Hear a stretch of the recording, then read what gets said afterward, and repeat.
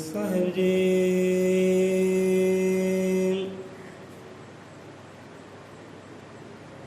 ਸਤਿਨਾਮ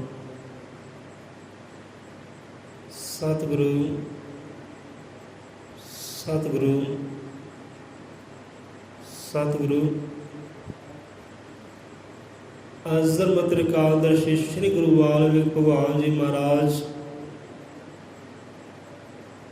ਸਭ ਜੀਵਾਂ ਦੇ ਦਾਤਾ ਜੀ ਅੰਗ ਸੰਗ ਸਹਾਈ ਹੋਣ। ਸ਼ਬਦ ਗੁਰੂ ਮਹਾਰਾਜ ਸਭ ਜੀਵਾਂ ਦੇ ਅੰਗ ਸੰਗ ਸਹਾਈ ਹੋਣ। ਸਤਿਗੁਰਾਂ ਦੇ ਨਾਮ ਦਾ ਓਟ ਆਸਰਾ ਧਰਦੇ ਹੋਇਆ ਅੱਜ ਦੇ ਸ਼ਬਦ ਵਿਚਾਰ ਆਰੰਭ ਕਰਦੇ ਹਾਂ। ਜੈ ਗੁਰਦੇਵ, ਜੈ ਵਾਲਮੀਕ, ਜੈ ਭੀਮ, ਜੈ ਪਰ, ਜੈ ਸੰਵਿਧਾਨ, ਜੈ ਮੂਲ ਨਿਵਾਸੀ। ਸਭ ਜੀਵਾਂ ਨੂੰ ਨਮਸਕਾਰ ਪ੍ਰਣਾਮ ਹੈ। ਸੁਣਦੇ ਹਾਂ ਸ਼ਬਦਾਂ ਤੇ, ਗੁਰੂ ਮੱਤ ਗੁਰੂ ਗਿਆਨ ਤੇ। ਸਤਿਗੁਰੂ ਸਤਿਗੁਰੂ ਜੋ ਸਾਖਸ਼ਾਤ ਪ੍ਰਤੱਖ ਸਤ ਸਰੂਪ ਹੈ, ਭਾਵ ਕਿ ਉਹ ਪ੍ਰਮਾਤਮਾ ਦੀ, ਉਹ ਰੱਬ ਦੀ, ਗੌੜ ਵਾਹਿਗੁਰੂ ਦੀ ਸੂਰਤ ਹੈ, ਮੂਰਤ ਹੈ, ਕਾਰ ਹੈ। ਸਤਿਗੁਰੂ ਹਰ ਇਨਸਾਨ, ਹਰ ਜੀਵ ਨੂੰ ਉਹ ਸੱਚ ਧਰਮ ਦੇ ਰਾਹ ਦਿਖਾਉਣ ਵਾਲੇ ਆ, ਉਹ ਸਤਿਗੁਰੂ। ਹਨੇਰੇ ਦਿਲਾਂ ਵਿੱਚ ਰੋਸ਼ਨੀ ਕਰ ਦੇਣ ਵਾਲਾ ਉਹ ਹੈ ਸਤਿਗੁਰੂ। ਉਹ ਰੱਬ ਦੇ ਨਾਲ, ਆਨੰਦ ਦੇ ਨਾਲ, ਸੁੱਖ ਦੇ ਨਾਲ, ਸ਼ਾਂਤੀ ਨਾਲ ਮੇਲ ਮਿਲਾਪ ਕਰਾਉਣ ਵਾਲਾ ਹੈ, ਉਹ ਸਤਿਗੁਰੂ। ਉਹ ਪਰਮਾ ਦੇ ਨਾਲ, ਪਰਮਾਨੰਦ ਦੇ ਨਾਲ ਜੋੜਨ ਵਾਲਾ ਹੈ, ਉਹ ਸਤਿਗੁਰੂ। ਸਭੇ ਦੁੱਖਾਂ ਤੋਂ ਛੁਟਕਾਰਾ ਦਿਵਾਉਣ ਵਾਲਾ ਹੈ, ਉਹ ਹੈ ਸਤਿਗੁਰੂ। ਇਸ 184 ਤੋਂ ਮੁਕਤ ਕਰਾਉਣ ਵਾਲਾ ਹੈ, ਉਹ ਹੈ ਸਤਿਗੁਰੂ। ਸਤਿਗੁਰੂ ਦਾ ਬਖਸ਼ਿਆ ਹੋਇਆ ਬ੍ਰਹਮ ਗਿਆਨ। ਧੰਨ ਗੁਰਦੇਵ। ਸਿੱਧੇ ਗੁਰੂ ਮਹਾਰਾਜ ਆਪ ਸਮਝਾਉਂਦੇ ਹੈ, ਕਹਿੰਦੇ ਧੰਨ ਉਹ ਮਾਪੇ ਕਿ ਧੰਨ ਉਹ ਪ੍ਰਾਣੀ। ਕਿਉਂਕਿ ਅੱਜ ਬਾਣੀ ਗਾਉਂਦਿਆਂ, ਬਾਣੀ ਪੜ੍ਹਦਿਆਂ ਧੰਨ ਸ਼ਬਦ ਦਾ ਬਹੁਤ ਜ਼ਿਕਰ ਆਇਆ। ਕਈ ਅੰਗਾਂ 'ਤੇ ਧੰਨ ਸ਼ਬਦ ਦਾ ਜ਼ਿਕਰ ਆਇਆ। ਸ਼ੁਰੂਆਤ ਵੀ ਧੰਨ ਤੋਂ ਹੋਈ ਹੈ। ਗੁਰੂਆਂ ਦਾ ਮੁੱਖ ਭਾਗ ਲਿਆ, ਮੁੱਖ ਭਾਗ 'ਚ ਧੰਨ ਸ਼ਬਦ ਹੀ ਆਇਆ ਪਹਿਲਾਂ। ਸੋ ਧੰਨ ਮਹਾਰਾਜ ਆਪ ਸਮਝਾਉਂਦੇ ਕਿ ਧੰਨ ਉਹ ਮਾਪੇ ਕਿ ਧੰਨ ਉਹ ਪ੍ਰਾਣੀ। ਹੁਣ ਧੰਨ ਸ਼ਬਦ ਕਿੱਥੇ ਆਪਾਂ ਵਰਤਦੇ ਹਾਂ? ਜਿੱਥੇ ਕੋਈ ਸਿਫਤ ਸਲਾਹ ਕੀਤੀ ਨਾ ਜਾਵੇ, ਜਿੱਥੇ ਕਿਸੇ ਦੀ ਵਡਿਆਈ ਕੀਤੀ ਨਾ ਜਾਵੇ। ਵਡਿਆਈ ਵਾਲੇ ਸ਼ਬਦ ਨਾ ਲੱਭੇ ਬੰਦੇ ਨੂੰ। ਹਾਂ ਬੰਦੇ ਮੈਂ ਸਿਫਤ ਕਰਾਂ, ਵਡਿਆਈ ਕਰਾਂ, ਮਹਿਮਾ ਗਾਵਾਂ, ਕਿੱਦਾਂ ਗਾਵਾਂ, ਇੰਨਾ ਕਵਾਂਗਾ ਧੰਨ ਹੈ ਭਾਈ। ਕਹਿੰਦੇ ਉਹਨਾਂ ਦੀ ਸਿਫਤ ਸਲਾਹ ਨਹੀਂ ਕੀਤੀ ਜਾ ਸਕਦੀ, ਉਹਨਾਂ ਦੀ ਵਡਿਆਈ ਗਾਈ ਨਹੀਂ ਜਾ ਸਕਦੀ, ਸੋਭਾ ਨਹੀਂ ਕੀਤੀ ਜਾ ਸਕਦੀ। ਇੰਨਾ ਕਹਿੰਦੇ ਭਾਈ ਧੰਨ ਕਿ ਧੰਨ ਹੈ। ਕਹਿੰਦੇ ਉਹ ਮਾਪੇ, ਉਹ ਮਾਤਾ ਪਿਤਾ, ਕਿ ਧੰਨ ਉਹ ਪ੍ਰਾਣੀ। ਮਾਪਿਆਂ ਤੋਂ ਇੱਥੇ ਨਰ ਨਾਰੀ ਦੀ ਗੱਲ ਆ ਗਈ। ਅਤੇ ਪ੍ਰਾਣੀ, ਪ੍ਰਾਣੀ ਕਿਹਨੂੰ ਕਹਿੰਦੇ ਹੈ? ਜਿਹਦੇ ਅੰਦਰ ਪ੍ਰਾਣ ਚੱਲਦੇ ਭਾਈ, ਜਿਹਦੇ ਅੰਦਰ ਜਾਨ ਹੈ।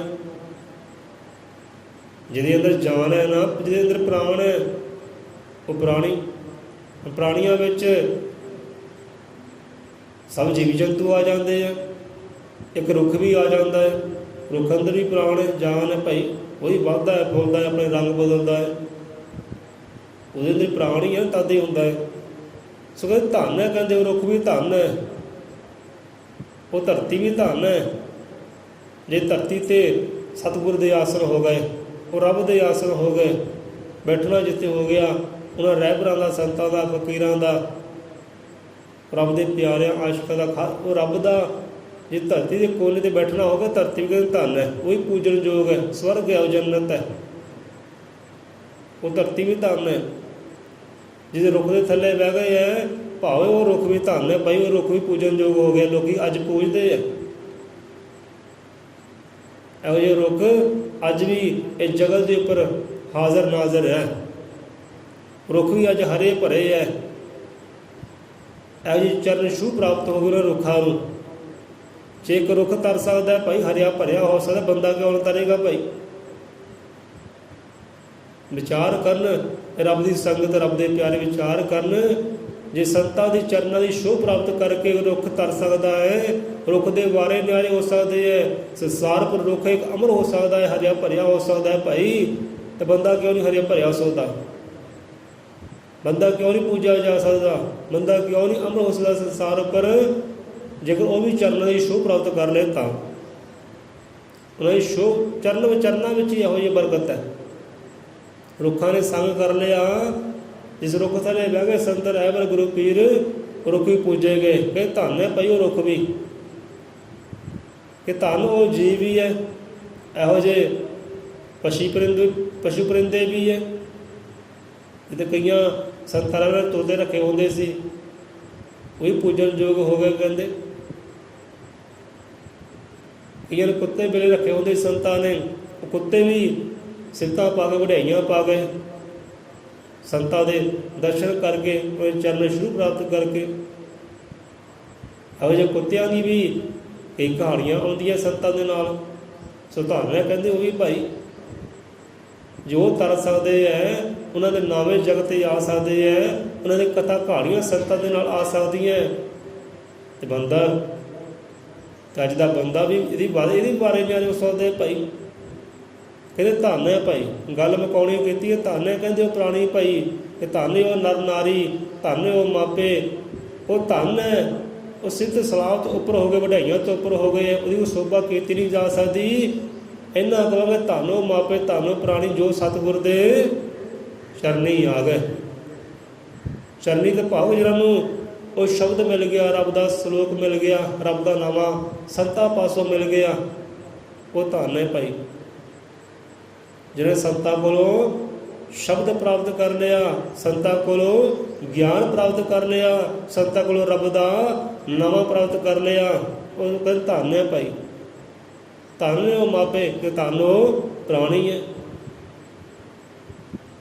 ਜੇ ਸੰਤਾਂ ਦਾ ਸੰਗ ਕਰ ਲਿਆ, ਗੁਰੂਆਂ ਦਾ ਸੰਗ ਕਰ ਲਿਆ, ਕਿ ਜੋਗੀ ਬਣ ਕੇ ਜੀਵਨ ਹਾਂ ਜੋ ਆਦਿ ਪੁਰਖ ਦੇ ਲਿਖੇ ਲਾ ਗਏ। ਇਹ ਧੰਨ ਉਹ ਮਾਪੇ, ਧੰਨ ਉਹ ਪ੍ਰਾਣੀ ਜੋ ਸਤਿਗੁਰ ਦੇ ਚਰਨੀ ਆ ਗਏ।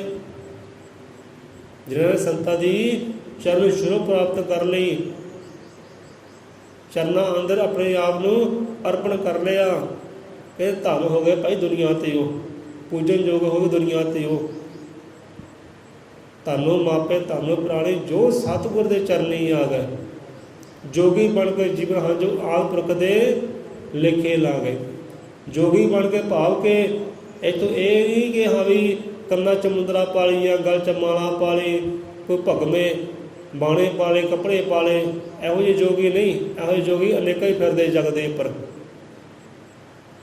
ਬਾਹਰਲੇ ਜੋਗੀਆਂ ਦੀ ਗੱਲ ਨਹੀਂ ਕੀਤੀ, ਇੱਥੇ ਅੰਦਰਲੇ ਜੋਗੀ ਦੀ ਗੱਲ ਕੀਤੀ। ਜਿਹਨੇ ਗੁਰੂਆਂ ਤੋਂ ਯੋਗ ਲੈ ਲਿਆ, ਜੁਗਤ ਲੈ ਲਈ, ਭਾਵੇਂ ਸ਼ਬਦ ਲੈ ਲਿਆ, ਰੱਬ ਦਾ ਨਾਮ ਲੈ ਲਿਆ, ਉਹਦੇ ਨਾਲ ਅਭਿਆਸ ਕਰਨਾ, ਅਭਿਆਸ ਕਰ ਕਰਕੇ ਉਹ ਜੋਗੀ ਬਣ ਗਏ। ਜਿਹਨੇ ਯੋਗ ਕਮਾ ਲਿਆ, ਸ਼ਬਦ ਕਮਾ ਲਿਆ, ਜਿਹਨੇ ਰੱਬ ਦਾ ਨਾਮ ਕਮਾ ਲਿਆ, ਉਹ ਜੋਗੀ। ਜੋਗੀ ਤੇ ਭਾਵ ਜਿਹਨਾਂ ਨੇ ਰੱਬ ਦੇ ਨਾਲ, ਆਨੰਦ ਦੇ ਨਾਲ ਮੇਲ ਮਿਲਾਪ ਪਾਉਣਾ ਕਰ ਲਿਆ, ਉਹ ਜੋਗੀ। ਕਿ ਜੋਗੀ ਬਣ ਕੇ ਜੀਵਨ ਹਨ ਜੋ ਆਪ ਪੁਰਖ ਦੇ ਲਾ ਗਏ, ਲੇਖੇ ਲਾ ਗਏ। ਭਾਵ ਜਿਹਨਾਂ ਨੇ ਜੋ ਕਮਾਇਆ, ਸ਼ਬਦ ਕਮਾਇਆ, ਰੱਬ ਦਾ ਨਾਮਾ ਕਮਾਇਆ, ਉਹ ਰੱਬ ਦੇ ਨਾਲ ਆਨੰਦ ਦੇ ਨਾਲ ਮੇਲ ਮਿਲਾਪ ਕਰਨਾ ਕਰ ਲਿਆ ਨਾ, ਇਹਦੇ ਜੀਵਨ ਧੰਨ ਹੋ ਗਏ ਭਾਈ ਉਹਨਾਂ ਦੇ। ਜਿਹਨਾਂ ਨੇ ਆਪਣਾ ਜੀਵਨ, ਆਪਣਾ ਇਹ ਜ਼ਿੰਦਗਾਨੀ ਉਹ ਆਦਿ ਪੁਰਖ ਦੇ ਲੇਖੇ ਲਾਈ, ਉਹ ਸਿਰਜਣਹਾਰ ਦੇ ਲੇਖੇ ਲਾਈ। ਸਤਿਗੁਰੂ ਰਵਿਦਾਸ ਕਹਿੰਦੇ ਨਾ ਕਿ ਜੀਵਨ ਆਪਦੇ ਲੇਖੇ ਕਈ ਜਨਮ ਵਿਛੜੇ ਥੇ ਮਾਧੋ, ਜੀਵਨ ਆਪਦੇ ਲਿਖੇ ਗਏ। ਉਹਨੇ ਜੀਵਨ ਲਾਉਣ ਦੀ ਗੱਲ ਕੀਤੀ ਹੈ। ਪ੍ਰਭੂ ਪਰਮੇਸ਼ਰ ਹੈ ਸਿਰਜਣਹਾਰੇ, ਕਈ ਜਨਮਾਂ ਤੇਰੇ ਨਾਲ ਵਿਛੜਿਆ ਹੋਇਆ ਸੀ, ਪਰ ਆਹ ਜਨਮ ਪ੍ਰਾਪਤ ਹੋਇਆ ਨਾ, ਇਹ ਹੁਣ ਤੇਰੇ ਲੇਖੇ ਵਿੱਚ ਹੀ ਹੈ। ਤੈਨੂੰ ਅਰਪਣ ਕਰਦਾ, ਤੇਰੇ ਸਿਮਰਨ ਵਿੱਚ ਗੁਜ਼ਾਰਾਂਗਾ, ਤੇਰੀ ਯਾਦ ਗੁਜ਼ਾਰਾਂਗਾ ਕਿ ਤੇਰੇ ਨਾਲ ਮੇਰੇ ਮਿਲਾਪ ਹੋ ਸਕੇ। ਬਸ ਇਹੀ ਤਾਂਘ ਹੈ। ਸੋ ਵਿਚਾਰੋ ਕਿ ਧੰਨੋ ਮਾਪੇ ਧੰਨੋ ਪ੍ਰਾਣੀ ਜੋ ਸਤਿਗੁਰ ਦੇ ਚਰਨੀ ਆ ਗਏ।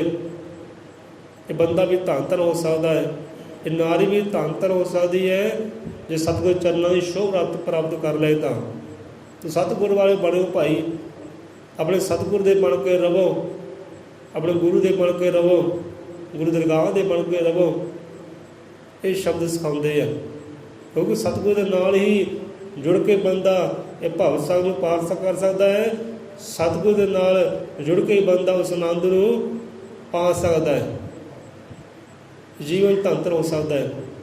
ਕਿਉਂਕਿ ਸਤਿਗੁਰੂ ਮਹਾਰਾਜ ਇਹੀ ਗਿਆਨ ਦਿੰਦੇ ਹੈ, ਇਹੀ ਮੱਤ ਦਿੰਦੇ ਹੈ, ਇਹੀ ਯੋਗ ਦਿੰਦੇ ਹੈ ਕਿ ਭਾਈ ਜਿਹਨੂੰ ਤੇਰੇ ਸਿਰਜਿਆ ਨਾ, ਉਹਦਾ ਸਿਮਰਨ ਕਰ, ਉਹਦੀ ਯਾਦ ਦੇ ਨਾਲ ਜੁੜ। ਇਹ ਜੀਵਨ ਤੈਨੂੰ ਪਰਮਾਤਮਾ ਦਿੱਤਾ, ਉਹਦੇ ਲੇਖੇ ਲਾ ਦੇ ਭਾਈ। ਕਿਉਂਕਿ ਸੱਚਾ ਸਤਿਗੁਰੂ ਸਾਨੂੰ ਕਿਹਦੇ ਨਾਲ ਜੋੜਦਾ ਹੈ? ਉਹ ਰੱਬ ਨਾਲ ਜੋੜਦਾ ਹੈ ਕਿ ਰੱਬ ਦੀ ਬੰਦਗੀ ਕਰ, ਉਹ ਸਿਰਜਣਹਾਰ ਦੀ ਬੰਦਗੀ ਲਾ ਕਰ, ਆਪਣੇ ਆਪ ਨੂੰ ਉਹਦੇ ਲੇਖੇ ਲਾਉਣਾ ਕਰ, ਉਹਨੂੰ ਅਰਪਣ ਕਰ ਦੇ। ਪਰ ਇੱਥੇ ਗੱਲਾਂ ਬਾਤਾਂ ਕੁਝ ਹੋਰ ਹੈ। ਧੰਨੋ ਮਾਪੇ ਧੰਨੋ ਪ੍ਰਾਣੀ ਜੋ ਸਤਿਗੁਰੂ ਦੇ ਚਰਨੀ ਆ ਗਏ, ਜੋਗੀ ਬਣ ਕੇ ਜੀਵਨ ਹਨ ਜੋ ਆਪ ਪੁਰਖ ਦੇ ਲੇਖੇ ਲਾ ਗਏ। ਭਾਗ ਜਿਹਨਾਂ ਨੇ ਸਤਿਗੁਰ ਤੋਂ ਯੋਗ ਲੈ ਲਿਆ, ਸ਼ਬਦ ਲੈ ਲਿਆ, ਰੱਬ ਦਾ ਨਾਮ ਲਾ ਲਿਆ, ਅਤੇ ਫਿਰ ਆਪਣਾ ਜੀਵਨ, ਆਪਣੇ ਸਵਾਸ ਉਹ ਪ੍ਰਭੂ ਦੇ ਲੇਖੇ ਲਾਉਣਗੇ ਅਤੇ ਉਹ ਸਿਰਜਣਹਾਰ ਦੇ ਲੇਖੇ ਲਾਉਣਗੇ, ਸਿਮਰਨ ਵਿੱਚ ਯਾਦ ਵਿੱਚ ਲਾਉਣਗੇ, ਅਤੇ ਉਹ ਧੰਨ ਧੰਨ ਹੋ ਗਏ। ਕਹਿੰਦੇ ਪੂਜਨ ਯੋਗ ਹੋ ਗਏ ਜਹਾਂ 'ਤੇ, ਅਮਰ ਹੋ ਗਏ ਸੰਸਾਰ 'ਤੇ। ਦੁਨੀਆ ਪੂਜਦੀ ਹੈ ਉਹਨਾਂ ਨੂੰ, ਉਹਨਾਂ ਜੀਵਾਂ ਨੂੰ। ਸਵਾਓ ਇੱਥੇ ਰਸਨਾ ਹੁੰਦੀ ਹੈ ਵਿਸ਼ਰਾਮ। ਮਹਾਰਾਜ ਸਭ ਜੀਵਾਂ ਦੇ ਕਿਰਪਾ ਕਰੇ, ਨਾਮ ਸ਼ਬਦ ਦੀ ਦਾਤ ਬਖਸ਼ੀ ਕਰੇ, ਅਤੇ ਨਾਮ ਜਪਣ ਦਾ ਮਹਾਰਾਜ ਜੋ ਕਮਾਉਣ ਦਾ, ਜੁਗਤੀ ਕਮਾਉਣ ਦਾ, ਅਭਿਆਸ ਕਮਾਉਣ ਦਾ ਸਭ ਜੀਵਾਂ ਨੂੰ ਬਲ ਬਖਸ਼ੀ ਕਰੇ।